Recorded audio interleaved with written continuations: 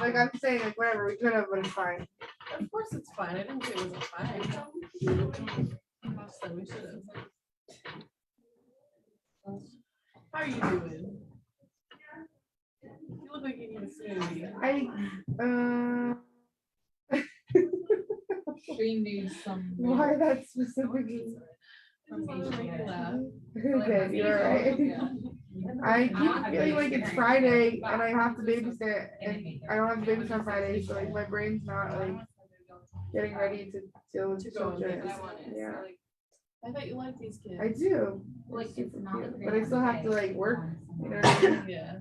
Also, like I treat myself on Thursdays. So. What do you do? It's Thursday. This one gets brighter. Thursday. Yeah. Dries. It gets brighter. Let me see it newly written. Okay, so next word. Hello.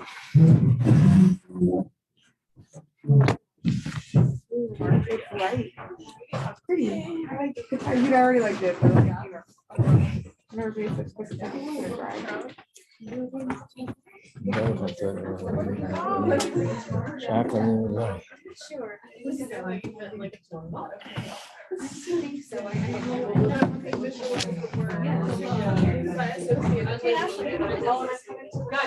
you're gonna smell your big power.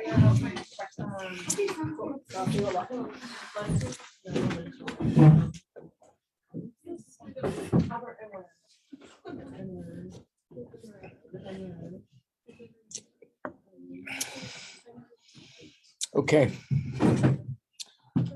So left off yesterday that the one point, which is sort of the thread that goes through all the details of the Chassidic way of life. What is the goal? What are we aiming at?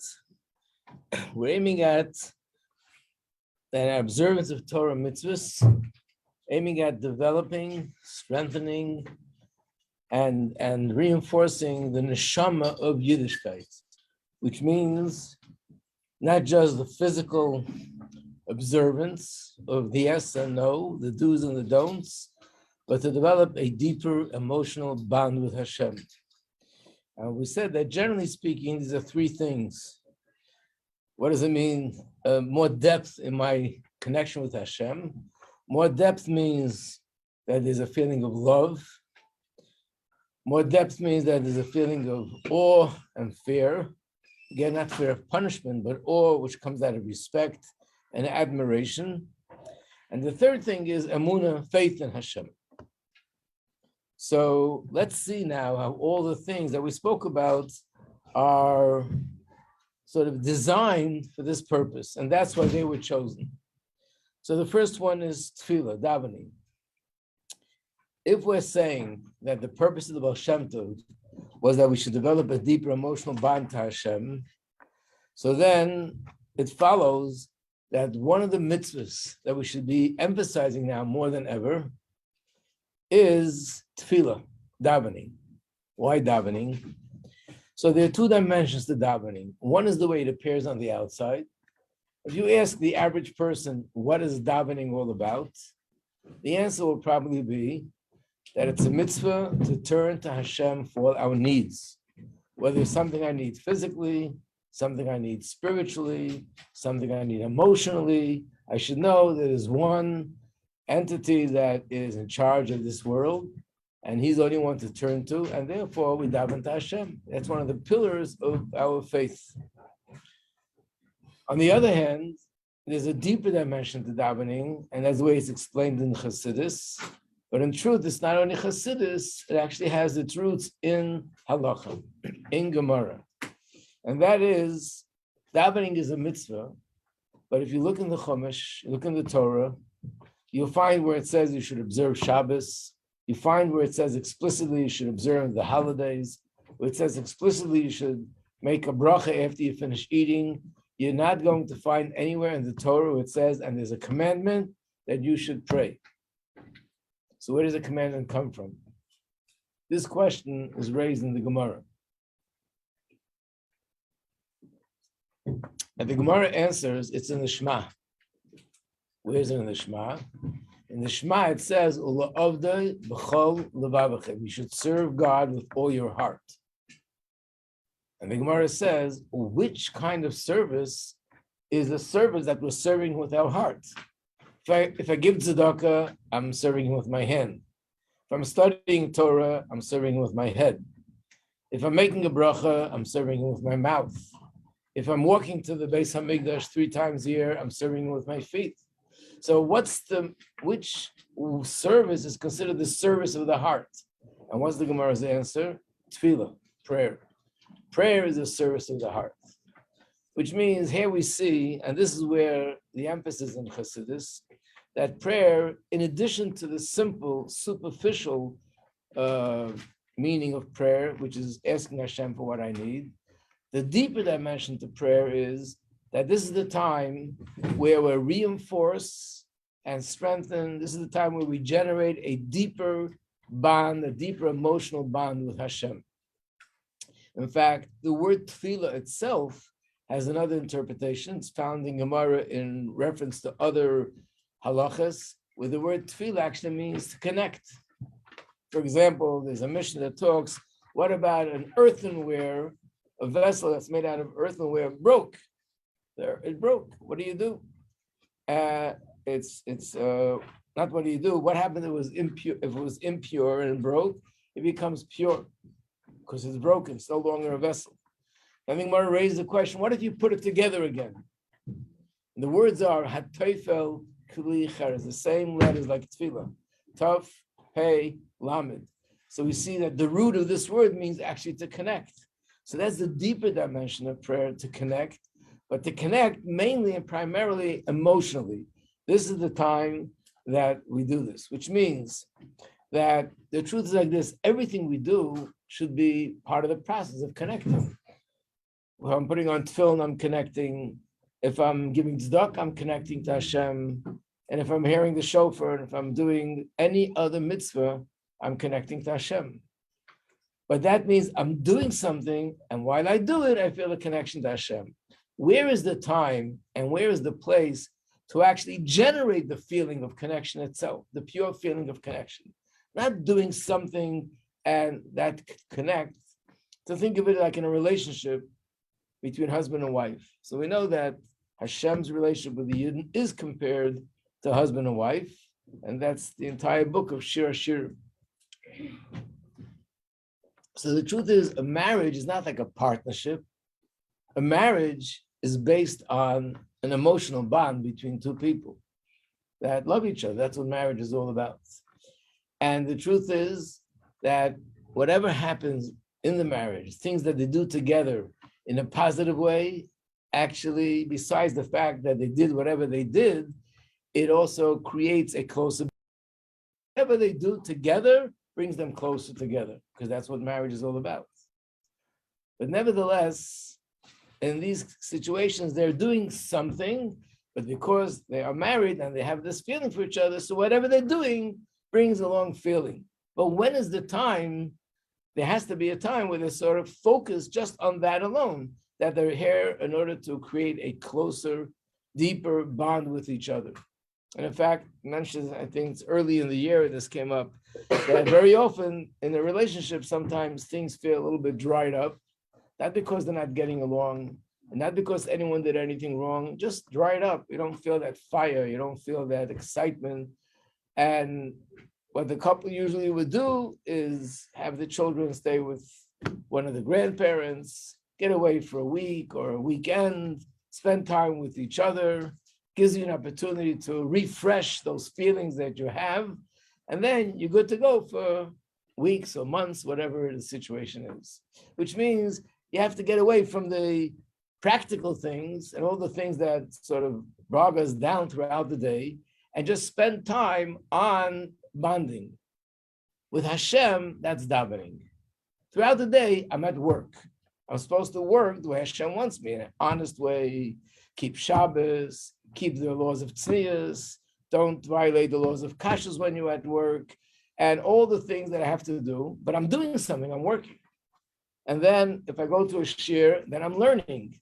So I'm spending time with my family, I'm spending time with my family. I'm eating supper, breakfast, lunch, I'm doing something.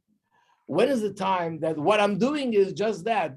I'm strengthening and generating a deeper bond with Hashem. That's davening. I'm thinking into the greatness of Hashem. I'm thinking about my relationship with Hashem, and I want to walk away from davening with a deeper feeling for Hashem. And that's what it means.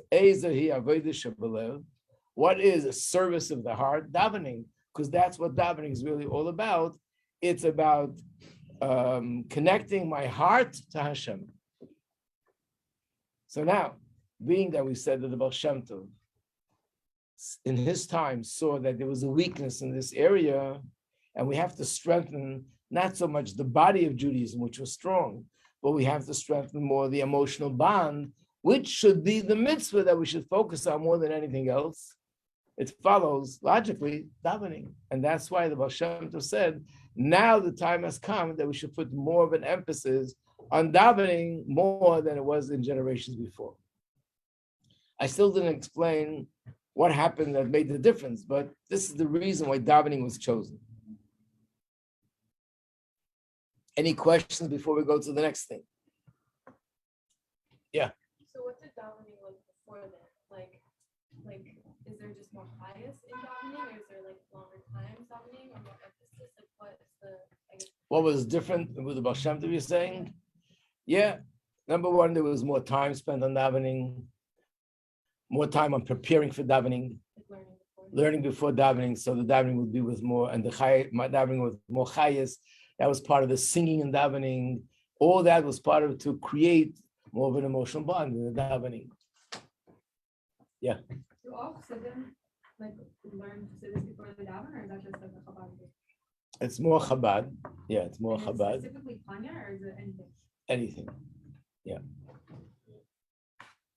So now let's go to the second thing. The second thing we said, one of the things which is a common by all Hasidic groups, not only Chabad, is Nigunim. Nigunim are beautiful things.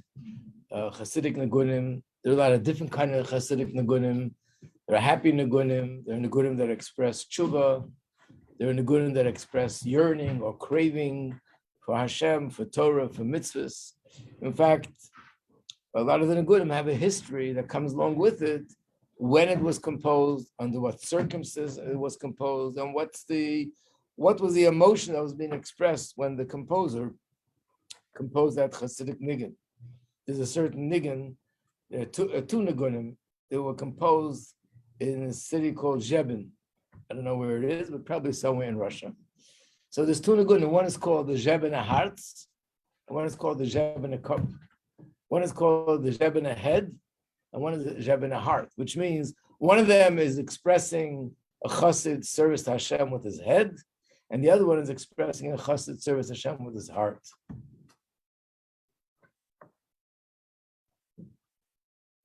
If I was a master of Nigunim, we'd sing the Nigun and then say, oh, here you can see the head, here you can see the heart, but I guarantee you I wouldn't be able to do that.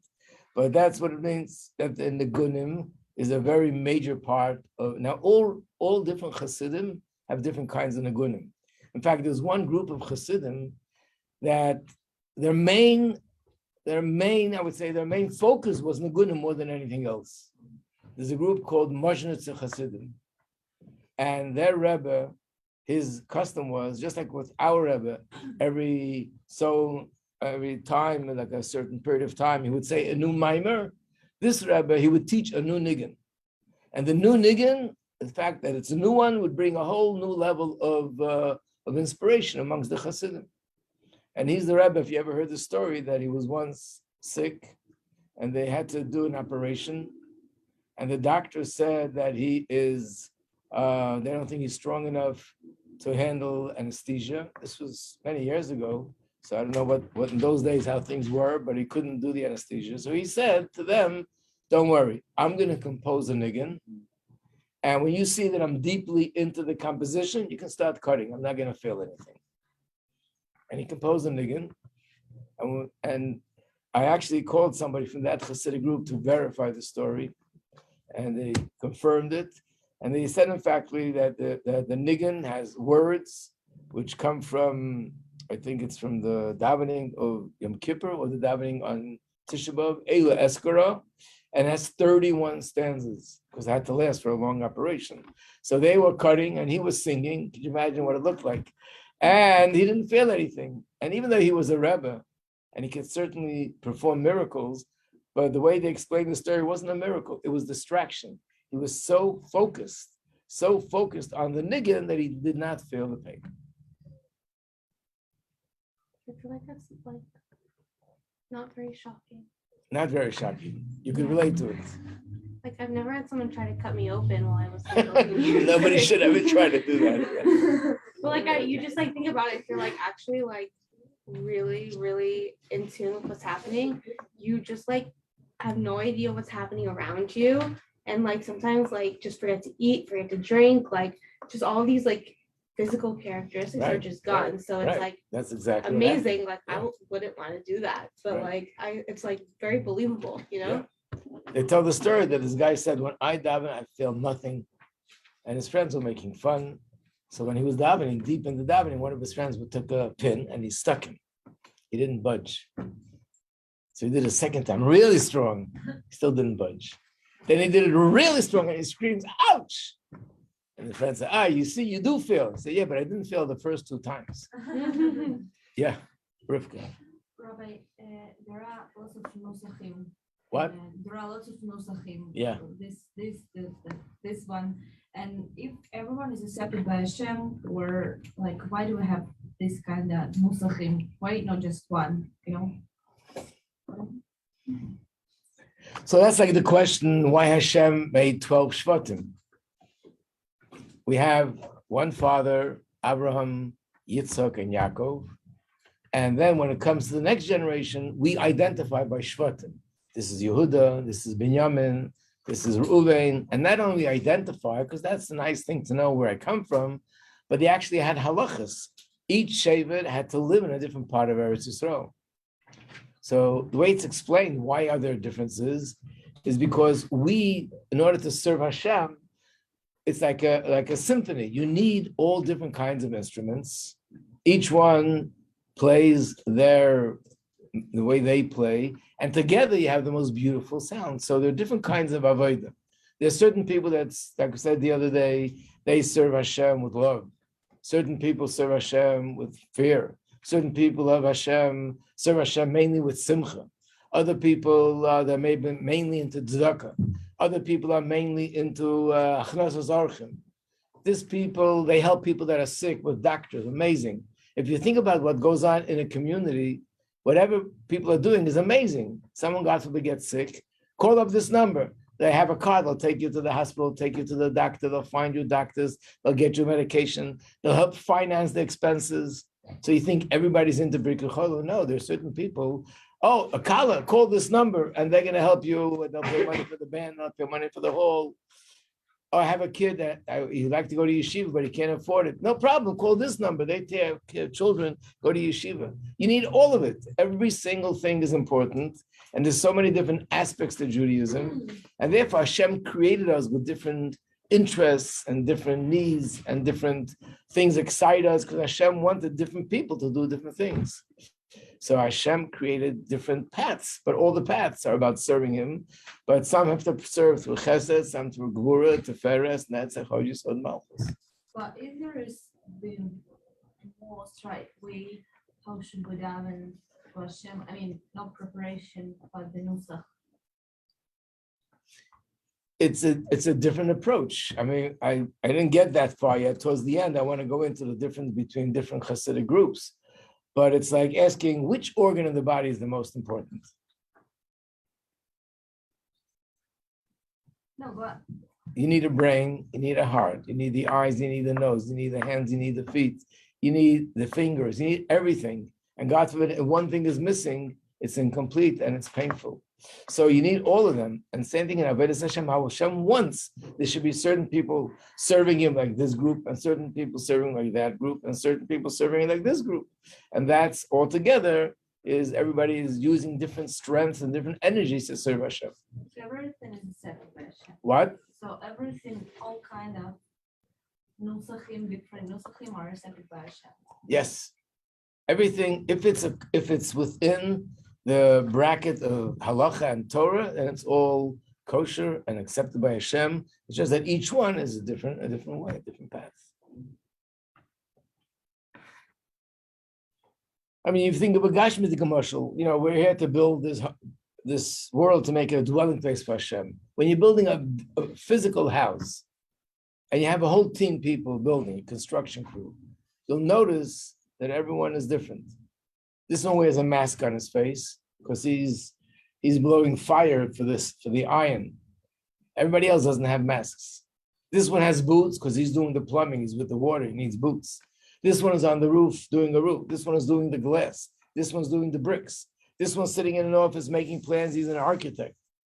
So which is the most important to have a building? You need all of them. You need people, and if you need all of them, then you need people that are trained and their expertise is architectural. And these people that need to be experts in electricity, these people in plumbing, these people in roofing, these people in bricklaying. And each one had a different school they went to, different courses they went to, different training. And together you can build a big, beautiful home. So that's why there are differences within Torah itself.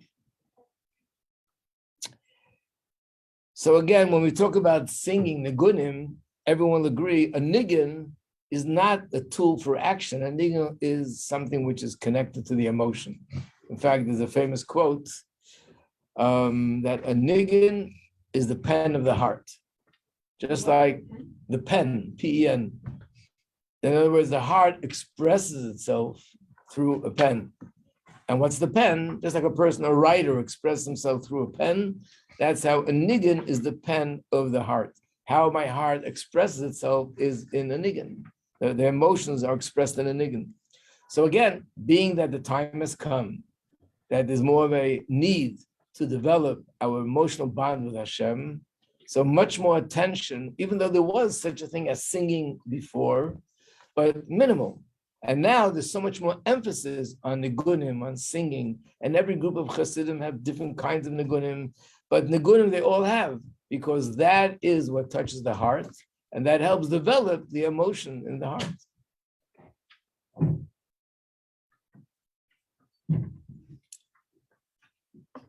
The third thing is simcha. Why is there such an emphasis on simcha? Oh, yeah, and simcha will stand up.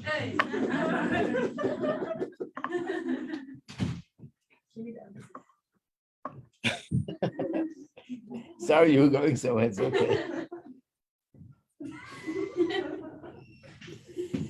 So why is there such an emphasis on simcha? Again, what does simcha mean? There's a way of serving Hashem and not necessarily with simcha, which means I'm focused on the practical part, doing what's right, not doing what's wrong, making sure that every detail, the mechanics are done the right way. When a person does mitzvah with simcha, that is an indication that they're excited about what they're doing. Simcha is not a side thing. Simcha is exactly what we're talking about, the emotional bond and the emotional excitement in serving Hashem.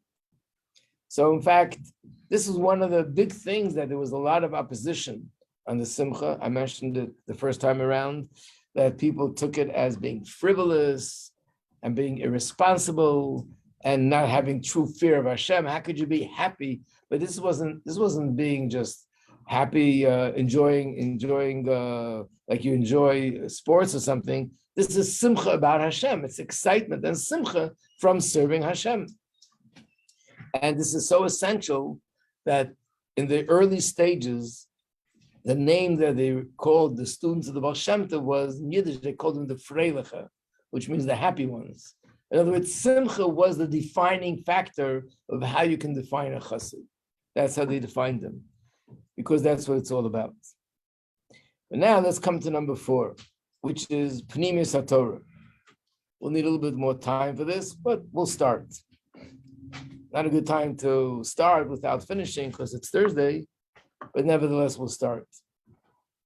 How come this was the time, and how is this connected, that specifically this time is the time to study the inner and deeper dimension of Torah, the esoteric part of Torah? For thousands of years, it was hidden.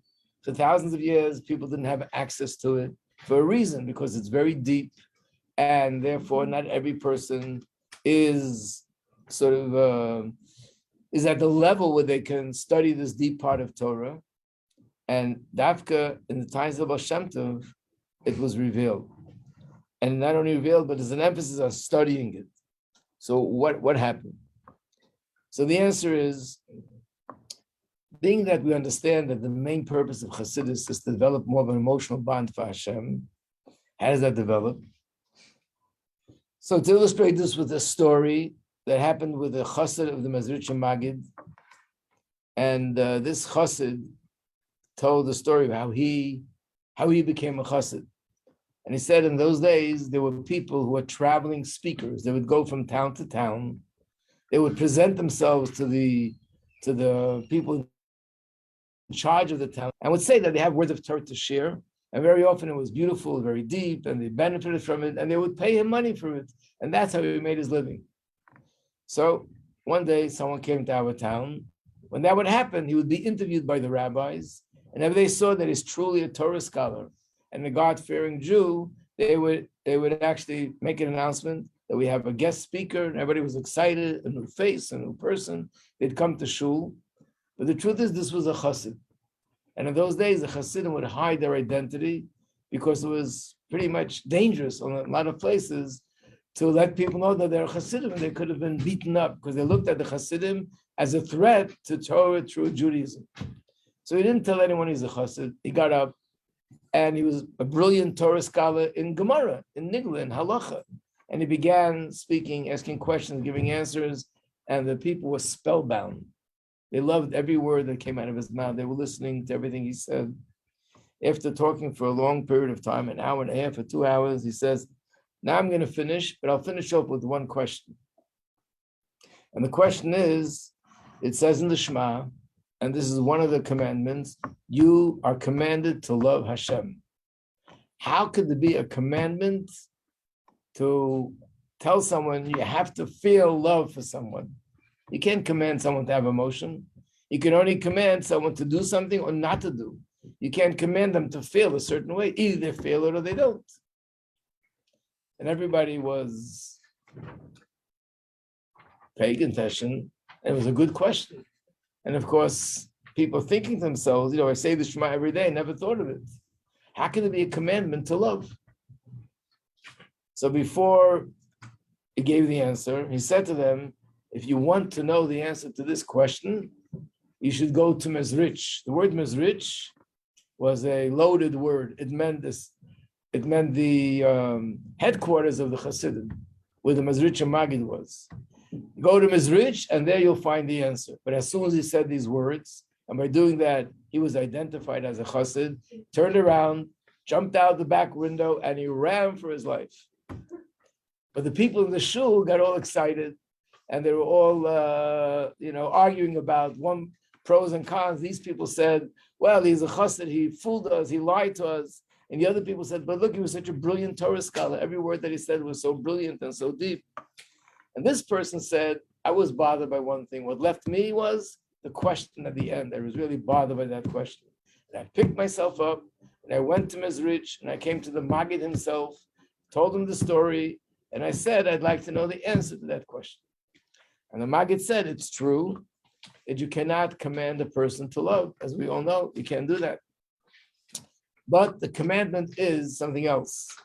And that is, Hashem created us in a way that Mayach Shalit Alalev. We learned a lot about this in Pirkei Avos. The mind controls the heart. Or in different words, the mind is the key to the heart. And if I understand how beautiful something is and how valuable something is, that will stimulate feelings of love and appreciation in the heart. And if I understand that something is dangerous, that will stimulate feelings of fear in the heart. So I can't command the heart what to do. This commandment is more on the brain than the heart. And that is, the mitzvah is, think with your mind about those thoughts about Hashem that will stimulate love in your heart. Because the mind will stimulate the heart. And therefore, being that we're living in a time that the goal is, how do we develop a deeper emotional bond with Hashem? You can't just push the heart to feel emotion. So the answer is the brain, by studying the deeper part of the Torah that talks about Hashem and the greatness of Hashem, that will stimulate in the heart feelings of love for Hashem. which means when you study the revealed part of Torah, even though it's Torah, but it doesn't really relate to this subject. Imagine you're learning a halacha in the Torah, a halacha about if you do damage to someone else's field, you have to pay such and such amount of money. Could that cause stimulation of love to Hashem when you learn that? If there's something on the fire on Shabbos, and I forgot to put a blech, I can't eat that food on Shabbos under certain circumstances. Is that going to make you feel, wow, I love Hashem? What's the connection? So you learn about laws that pertain to a field, laws that pertain to marriage, to divorce, to sacrifices, to Rosh Hashanah, Yom Kippur, Pesach, Chametz, Matzah. You're learning about the laws, true, but how does that stimulate love for Hashem? Well, when you learn about Hashem himself, you're learning about the greatness of Hashem, about Hashem's relationship with the world, with me, how he creates the world. By learning about Hashem, that'll stimulate feelings of love for Hashem. And that's the esoteric part of Torah. So therefore, in the time that there was a need to start developing a deeper emotional bond with Hashem, there's a need to start delving into a deeper understanding of Hashem himself. Where is that? In the hidden part of Torah, not so much in the revealed part of Torah. There's only one question, which we'll have to deal with next week. And that is, if that's the case, then how did people have love for Hashem before Chassidus?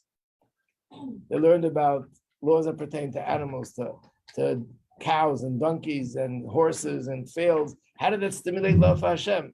And if it would work then, why doesn't it work now? To be continued. Amir Hashem. Have a good Shabbos. Wait. I'll see you tomorrow, Amir Hashem. I thought it's Friday afternoon already. Yeah. Just you. You're talking to yourself. Nothing new. Do you have time? I got a question right now. A question, yes? Okay. So far, if you were to just put it, this week's Tanya, chapter 29, has been very confusing.